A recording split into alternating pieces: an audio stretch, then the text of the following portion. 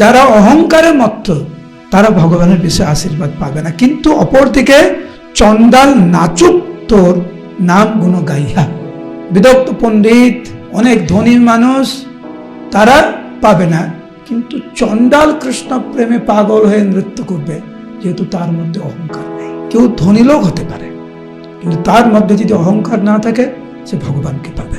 একজন গরিব মানুষ, তার কিছু নেই, অনেক অহংকার, সে পাবে না।